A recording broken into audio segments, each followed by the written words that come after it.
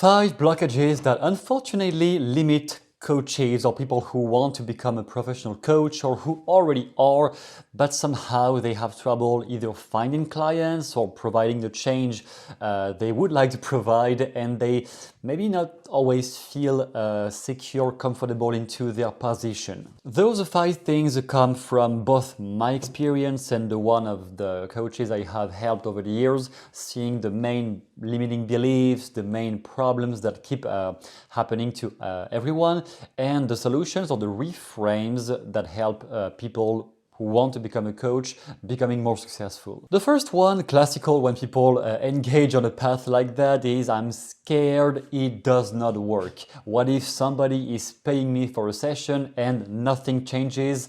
I do everything I can for the coaching. I use NLP coaching, I use hypnosis, I use neuro repatterning, whatever I'm using, and it's not working. That is something to address.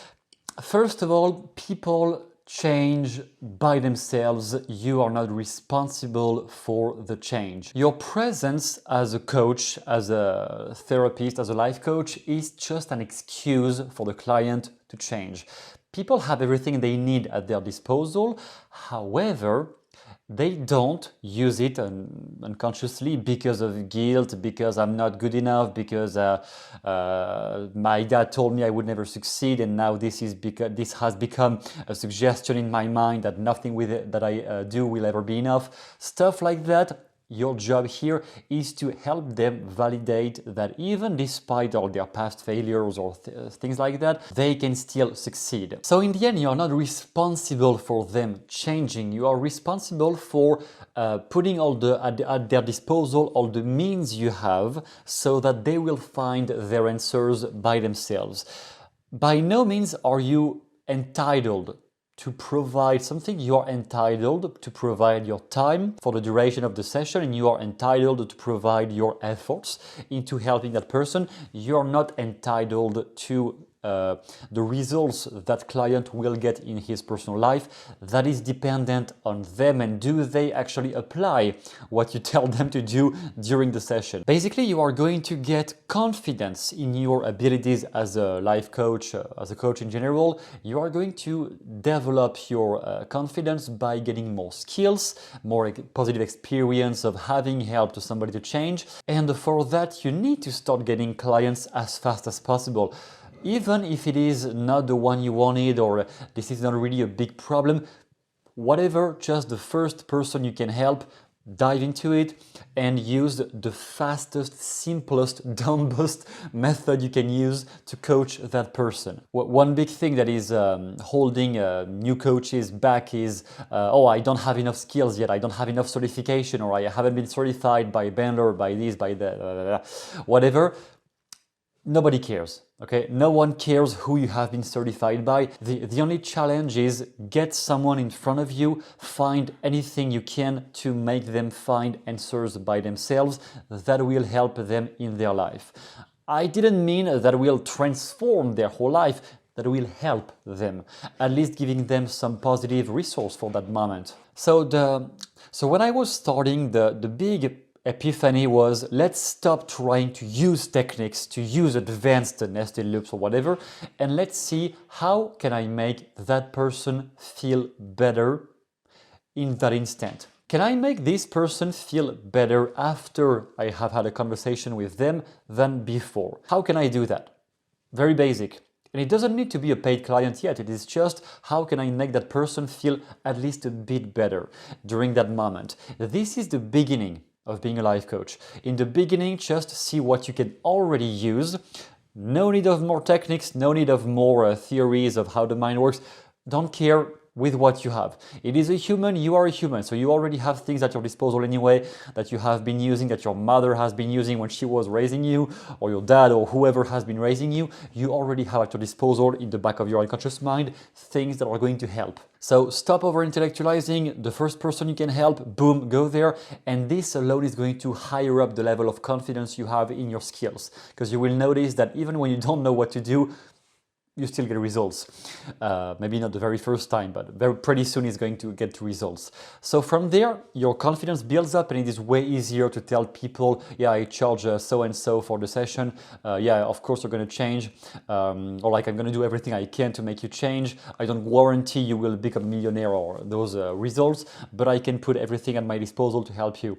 When they feel that certainty from you, they pay with no questions, and they change more easily, because the confidence of the therapist is definitely what affects, one of the big things that affects the session. If you want to learn about that, there is a chapter in the document down below called the 3 Fundamentals of NLP, where I discuss that, all the limiting beliefs of therapists and coaches or hypnotists that make them lose some effect on their client, whereas everything is working, but just their lack of self-esteem alters the positive effect of the session, whereas everything was great. Blockage number 2 is what I do is not worth so much, or I'm not good enough yet to charge for a lot of money. I can charge for $20, but I cannot charge for $100. No, it's impossible. Even less charging for a coaching package at like $1,000. No, I'm just not good enough for that, or what I know is just not enough, or my niche is not good enough.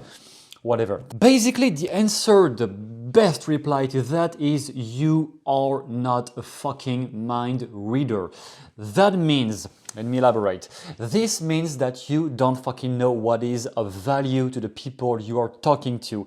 Maybe what you know seems like just basic for you, but there is definitely one person to whom it is not basic. People for whom it is extraordinary what you have accomplished, or what you can do, what you know, even if it doesn't seem like great, or you compare yourself to somebody who is more advanced and you think what you have, what you do is useless. What you do and what you have is of immense value for somebody somewhere in the world anyway. Just one example to put that into consideration. Let's imagine right now the one thing, I don't care what it is, just think about the one thing that you would be ready right now to spend $1,000 on, or even more than that if you earn a lot of money, but basically a big amount of money, okay? What is the one thing you would be definitely willing right now, or like as of tomorrow, to spend that money on? Something that in your eyes, whether it is a coaching session with somebody of high value, but not about the person, about what you would get from it, the one thing you would be willing to pay that money for. Or one thing in your house, maybe something to repair, some knowledge you have never had access to, or some skill. Like if you lack skills and you know somebody has the answers to give you that skill right away, how much would you be willing to pay for that, and how fast would you be urgent, how fast would you be craving to pay for that because you want that? That is that feeling you would get. That is exactly how people feel about certain things you know, certain things you have, even things you may think are irrelevant, or it's, oh, anybody can read that in books. Yeah, but not everyone has been reading the same books as you. Not everyone has been consuming the same content as you. Not everyone has been researching all the things you have been researching. So anything you know is of massive value to somebody else.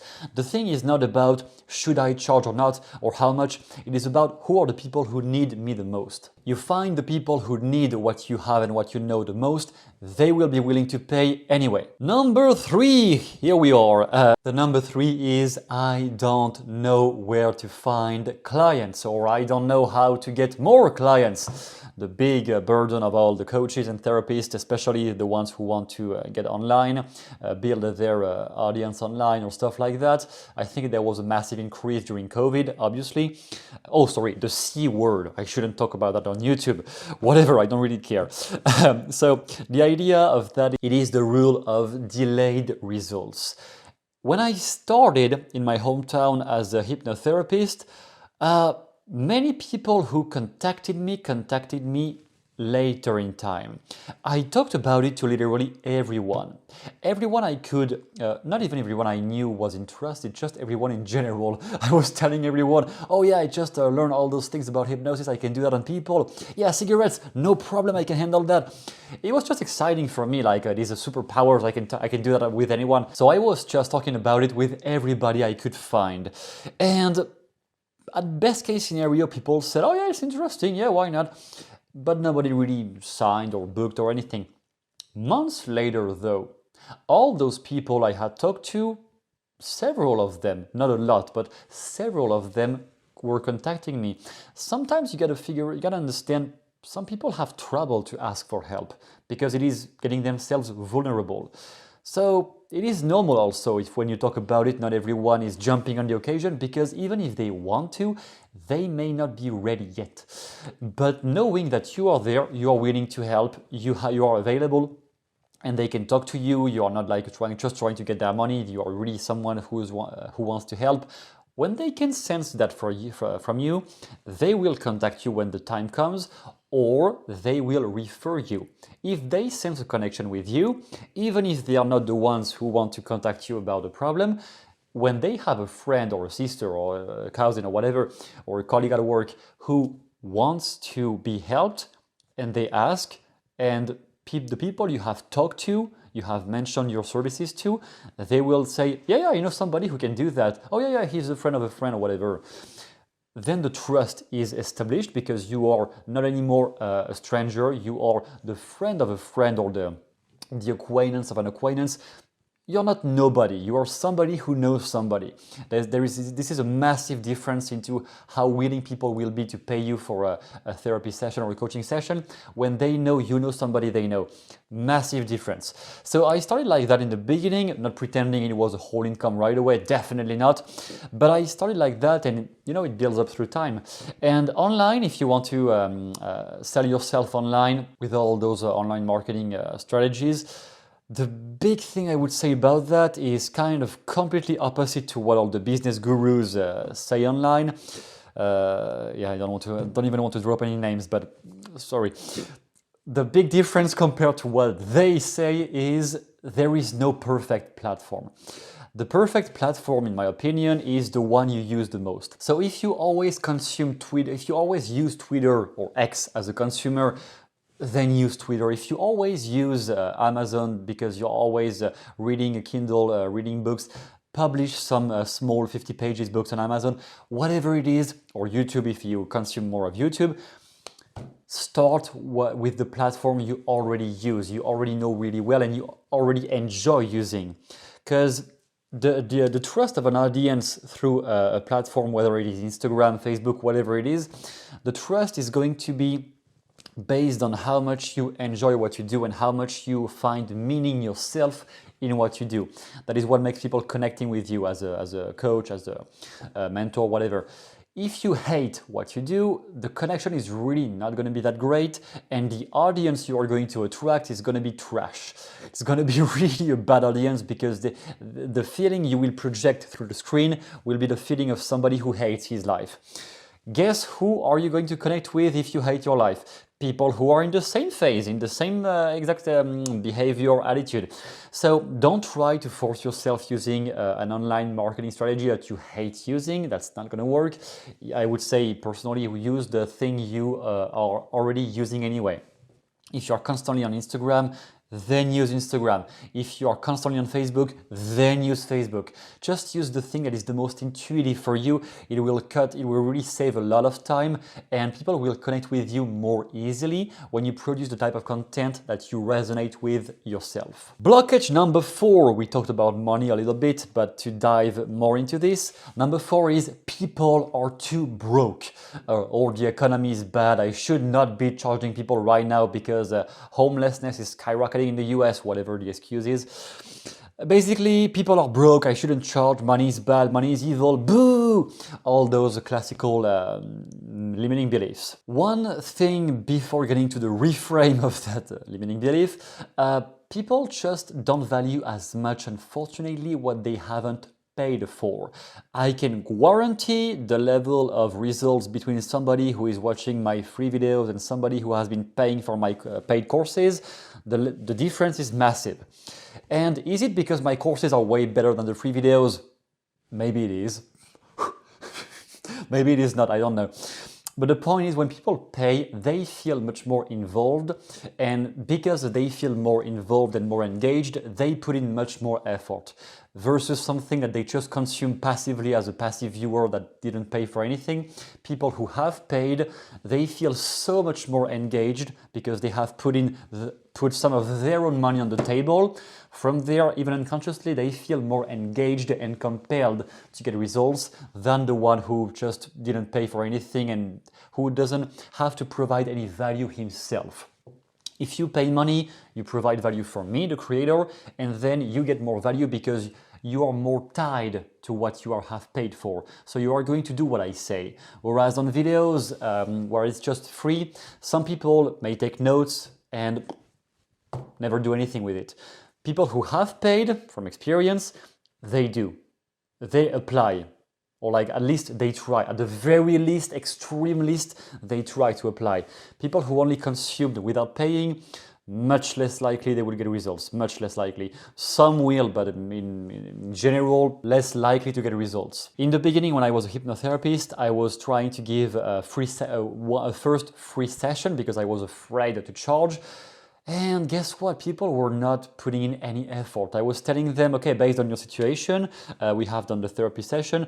Based on your problem, what I could tell you is to do this and this and that. I was giving them a plan.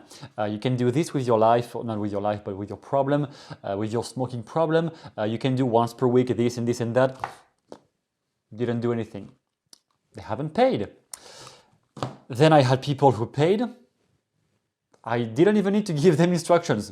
They were super motivated, super really engaged into it. Even as the creator or as the coach, I think it is more enjoyable to see people putting in effort than people just who don't care. So the fact of making people pay, aside from getting more value for you because you make more money so you can afford the things you would like to afford in your life, that is value for you as the coach, or you can reinvest if you want to grow the business, whatever.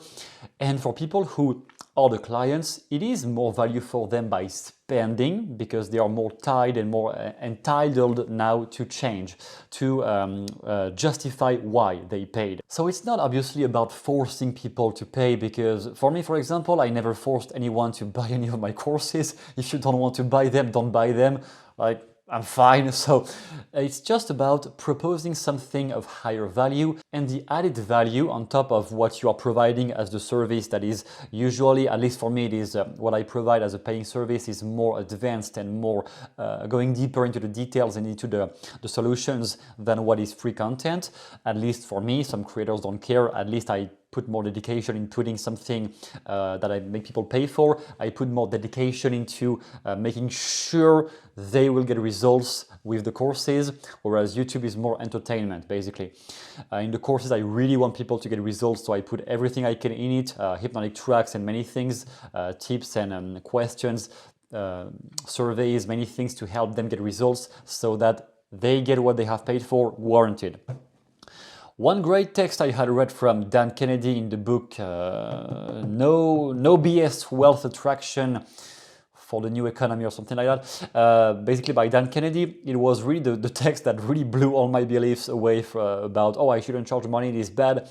It is the reason they're without money, so the clients, when you think they are broke or you think they should, oh, it is too bad to charge because people are broke, I don't want to make them even more broke. No. The reason they are without money has absolutely nothing whatsoever to do with your existence, what you sell or fail to sell, nor does it have to do with the way money works in the real world. It has to do with them. And whether you take it, their money, somebody else takes it, the liquor store takes it, the church takes it, whoever takes it, I promise you somebody's getting it. Because if they're without money now, they're going to be without money again later. Definitely true. I saw that in many people in my environment, in my life around me. And it happened to me before when I had a broke mindset. It is a huge mistake for you to accept any part of the suggestion that money is tight. Hard to get, that your customers don't have money or won't spend it.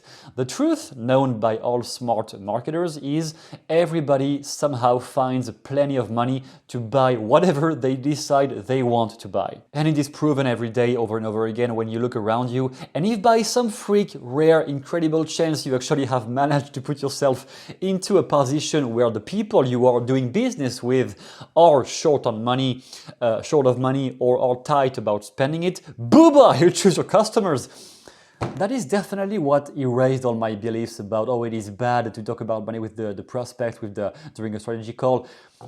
If they find value in what you sell, they will find the money to pay, period. Then, do you find yourself legitimate or not? It is another question. It is actually the next point. But people will always find a way to spend the money they need to spend on the things they find valuable to them. So coming to the end, number 5, I don't deserve, coming on an identity belief, I don't deserve to succeed, I don't deserve success, or I'm not good enough.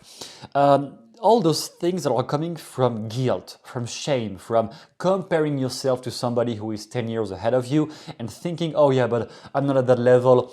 Or maybe some people who had a bad negative conditioning. Unfortunately, many women have had a very negative conditioning because they were raised with the implied belief that because they are women, they shouldn't really put themselves on the front because they should just stay behind.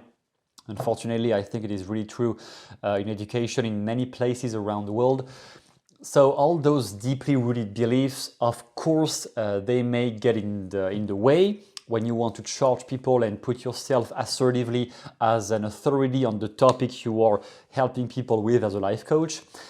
It may be a problem. So for this, the beginning of the process is to investigate where did you learn that you did not deserve this level of success, or who told you. Maybe it was somebody in your life, in your childhood, who kept rehearsing that you will not be successful. Or maybe a past bad experience, you have tried something, you failed, or like you see it as if you had failed, and then you are like self-sabotaging because you don't think you deserve that, you don't think you're good enough. This one is being solved really by becoming micro-targeted on what is the specific evidence I have that I don't deserve that. Don't stay too broad on that, like, oh yeah, it's just guilt. Specifically, when did this guilt start? When did you start feeling of seeing yourself as not deserving that, as not competent enough for this, as not skilled enough for achieving that? When specifically did you start to think and feel like that? And what was the evidence? What was the trigger?